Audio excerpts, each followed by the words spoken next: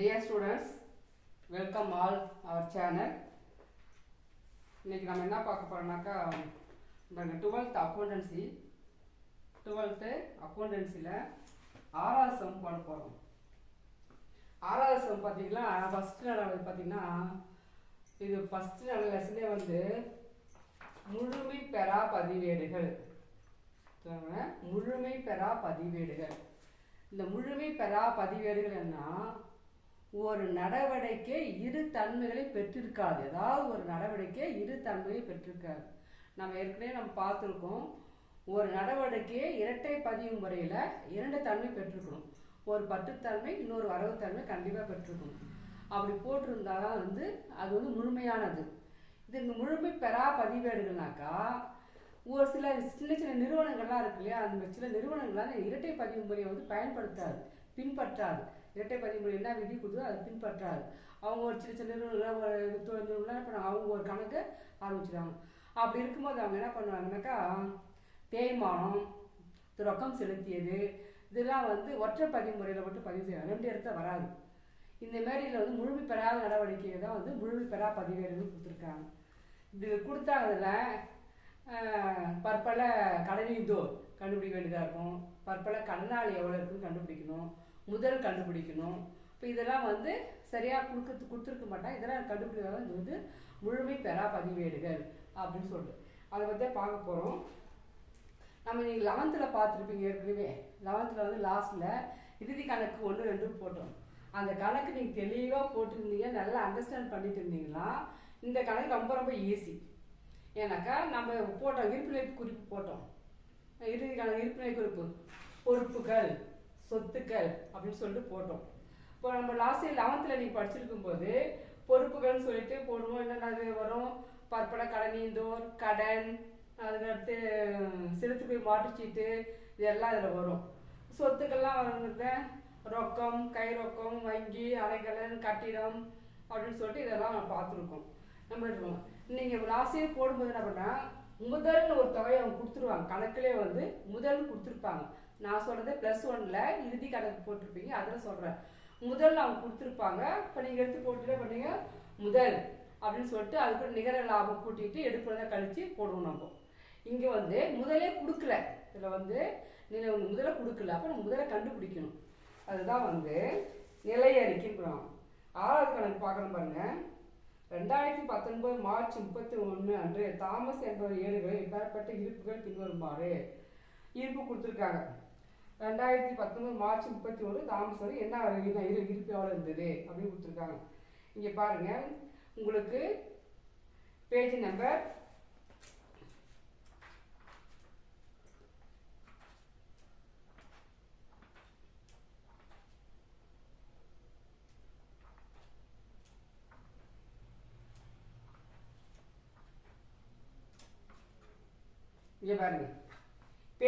10ல் கொடுத்துருக்காங்க பாருங்க. Page number 10ல் நிலை அறிக்கைன்னு படிவுன்னு கொடுத்துருக்காங்க பாருங்க. பேஜ் நம்பர் 10ல் நிலை அறிக்கைன்னு படிவு. இந்த படிவு ஃபுல்லாக நீங்கள் மெமரி பண்ணிக்கிட்டா, ஞாபகம் வச்சுட்டா எது பொறுப்புகள் எது சொத்துக்கள்னு சொல்லிட்டு வச்சா ஈஸியாக அந்த கணக்கு போட்டுடலாம். இது பார்த்தா நிலை அறிக்கைன்னு படிவோம். டேஷ் ஏடுகளில் டேஷ் 4 நிலை அறிக்கையும் கொடுத்துருக்காங்க. அப்போ இங்கே என்ன காவல் கணக்கு தாமஸ். அப்போ அந்த தாமஸ் என்பவர் ஏடுகளில் 2019 டிசம்பர் 31 நாளைய நிலை அறிக்கை அப்படின்னு கண்டுபிடிக்கிறோம். இப்போ இதில் பார்த்தீங்கன்னாக்கா இங்கே பாருங்க, பொறுப்புகள் செயல்பாடு பற்பல கடனீந்தோ, செலுத்துகை மாற்றுச்சீட்டு, கொடுப்பட வேண்டிய செலவு, வங்கி மேல்வரைப்பற்று, இதெல்லாம் பொறுப்புகள் செயல் வரும். அவங்க கொடுத்துருக்க நடவடிக்கை இதெல்லாம் போகணும். சொத்து எது பார்த்தீங்கன்னாக்கா கை ரொக்கம், வங்கி ரொக்கம், பற்பல கடனாளி, செலுத்துகை மாற்றுச்சீட்டு, சரக்கிருப்பு, முன்கூட்டி செலுத்திய செலவு, நிலை சொத்து, இதெல்லாம் பொறுப்புகள். இது நல்லா ஞாபகம் வச்சுக்கோ. முன்கூட்டி செலுத்தியது எல்லாமே சொத்து. முன்கூட்டி செலுத்திய பிரீமியம், முன்கூட்டி செலுத்திய வாடகை எதுவாக இருந்தாலும் முன்கூட்டி செலுத்தி இருந்தால் அது சொத்து. கொடுபட வேண்டியதாக இருந்தது, சம்பளம் கொடுக்கணும், வாடகை கொடுக்கணும், கொடுபட வேண்டியது அப்படி இன்னும் கொடுக்க வேணும். அப்புறம் கொடுபட வேண்டியதை நம்ம திருப்பி கொடுக்காத வச்சிருக்கோம், அது கொடுக்கணும். அப்போ பொறுப்புகள். இதெல்லாம் நீங்கள் ஈஸியாக கண்டுபிடிச்சிடலாம். பற்பல கடனீந்தோர் ஒரு பொறுப்பு, செலுத்துகை மாற்றுச்சீட்டு, கொடுப்பட வேண்டிய செலவு, வங்கி மேல்வரைப்பற்று. இந்த முதல் தான் நம்ம கண்டுபிடிப்போம். இந்த முதல் தான் நம்ம கண்டுபிடிக்கிறோம். லாஸ்ட் இயரு 11th இறுதி கணக்கு நல்லா தெளிவாக போட்டிருந்தீங்கன்னா இந்த கணக்கு ரொம்ப ரொம்ப ஈஸியாக நல்லா வளர்க்கலாம். சொத்து எது பொறுப்பு எது தெரிஞ்சு முதல் கண்டுபிடிக்க போகிறோம், அவ்வளோதான். இதில் வேறு ஏதாவது டவுட் இருந்தால் அப்படி கேளுங்க. கணக்கு பார்க்கலாம் பாருங்கள். 2019 மார்ச் 31 தாமஸ் என்பவர் ஏடுகளில் பெறப்பட்ட இருப்புகள் பின்வருமாறு கொடுத்துருக்காங்க. தாமஸ் என்பவர் ஏடுகளில் எழுதிட்டோம். 2019 டிசம்பர் 31 நாளை நிலை அறிக்கை கொடுத்துட்டோம். இப்போ ஃபஸ்ட்டு பார்த்துக்கலாம் பாருங்க. பற்பல கடனீந்தோர் கொடுக்குறாங்க. பற்பல கடனீந்தோர் எதுனா பொறுப்பு. பற்பல கடனீந்தோர் எது பொறுப்பு. இப்போ எழுதிங்க பற்பல கடனீந்தோர் பொறுப்புகள் சரி எழுதிங்க.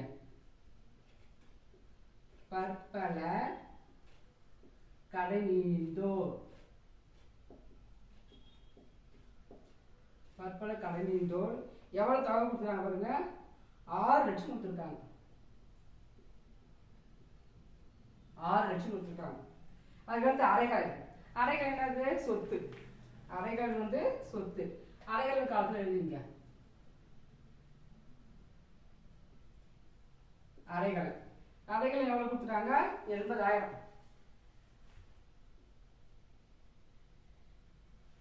அதுக்கடுத்து நிலம் கட்டிடம் அது சொத்து.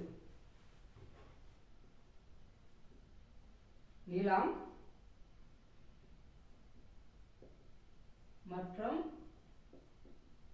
கட்டிடம் அது சொத்து. எவ்வளோ? 3 லட்சம் ரூபாய். 3 லட்சம் ரூபாய். பற்பல கடனாளி என்னது? பற்பல கடனாளி சொத்து. பற்பல கடனாளி சொத்து. பற்பல கடனீந்தோர் பொறுப்பு. நல்லா ஜாவுது. பற்பல கடனீந்தோர் பொறுப்பு. பற்பல கடனாளி சொத்து.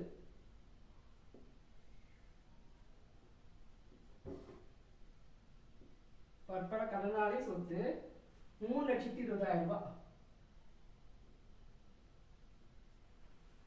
அதுக்கடுத்து செலுத்துக்கை மாற்று சீட்டு. செலுத்துக்கை மாற்று சீட்டு பொறுப்பு. ஷார்ட்டாக போட்டுக்கோ. செலுத்துக்குரிய மாற்று சீட்டு ஷார்ட்டாக போடுறாங்க. எவ்வளோ? 1,20,000. அதுக்கடுத்து கை ரொக்கம் சொத்து.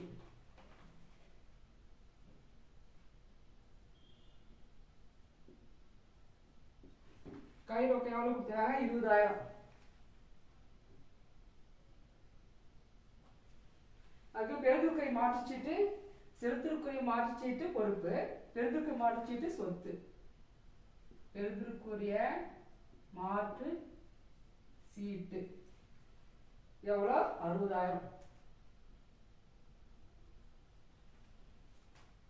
அதுக்கடுத்து சரக்கிருப்பு. சரக்கிருப்பு சொத்து.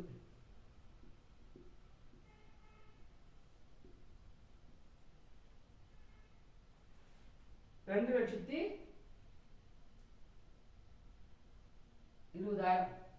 2,20,000. இவ்வளோதான். அவங்க என்ன கொடுத்துருக்காங்க? 2019 மார்ச் 31 நாளை நிலை அறிக்கை தயாரிக்கும் மற்றும் அந்நாளை முதல் கண்டிருக்கும். இதுதான் நிலை அறிக்கை. இதுதான் நம்ம முதல் கண்டுபிடிக்க போகிறோம். இப்போ எந்த சைடு அதிகமாக இருக்கிறத கூட்டி இந்த சைடு குறைவாக இருந்து கூட்டின போட்டோம்னாக்கா நமக்கு கிடைக்கிறது வந்து முதல். இப்போ இந்த சைடு கூட்டினா எவ்வளோ வருது பாருங்க. 6,20,000 7 லட்சம் 7,80,000 8 லட்சம் 10 லட்சம் வருதுன்னு நினைக்கிறேன். கூட்டி பாருங்க 10 லட்சம் வரும்.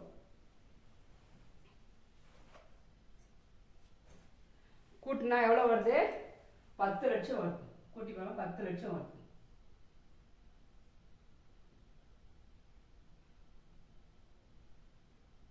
பத்து லட்சம். அதே நேர்கோட்டில் இங்கே எடுத்து எழுதுங்க. அதே நேர்கோட்டில் இங்கே 10 லட்சம் எழுதுறீங்க. இப்போ இந்த 10 லட்சம் இது கழிச்சிங்க 7,20,000 கழிங்க. 10 லட்சத்தில் 7,20,000 கழிச்சா எவ்வளோ வருது பாருங்க. 10ல் 8 9 2,50,000 ரூபா வரும். நான் காசு கொடுத்தா 2,50,000 கொடுத்துறாங்க கரெக்டாக. அப்போ முதல் எவ்வளோனாக்கா நம்ம கண்டுபிடிச்சிருது. முதல் எவ்வளோனாக்கா 2,80,000. இதுதான் நீ கண்டுபிடிச்ச தொகை. இதுதான் நீ கண்டுபிடிச்ச தொகை. இங்க எழுதிக்கோ. இருப்பு கட்டும் தொகை எழுதி.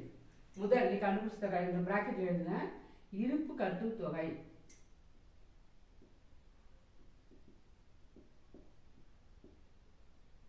நீ கண்டுபிடிச்ச தொகை. இதுதான் நிலை அறிக்கை. ரொம்ப ரொம்ப ஈஸி. நீ 11th இறுதி கணக்கு 1 2 நல்லா போட்டிருந்தா புரிஞ்சு ஈஸியாக இருக்கும். நமக்கு பேஜ் நம்பர் 10 ஃபார்மேட் கொடுத்துருக்காங்க. ஃபார்மேட் நல்லா படிச்சுக்கோ. பொறுப்புகள் சொத்துக்கள் என்னென்னா பொறுப்புலாம் பொறுப்பு எழுதிடு, சொத்துலாம் சொத்துல எழுதிடு. எந்த சைடு அதிகமாக இருக்குது அதை கூட்டி, எந்த சைடு குறைவாக எடுத்து எழுதி இதை கழிச்சு இந்த தொகை இதை கழிச்சிட்டுனாக்கா மீதி வரதான் வந்து முதல் சரிக்கட்டு தொகை. நம்ம கண்டுபிடிச்ச தொகை தான். இதுதான் நிலை அறிக்கை. ரொம்ப டவுட்டு. இது இன்னும் ஏதாவது புரியல அப்படின்னாக்கா எனக்கு கமெண்ட் பண்ணுங்கள், இல்லை கேளுங்க, லைக் பண்ணுங்கள், ஷேர் பண்ணுங்கள், சப்ஸ்கிரைப் பண்ணுங்கள்.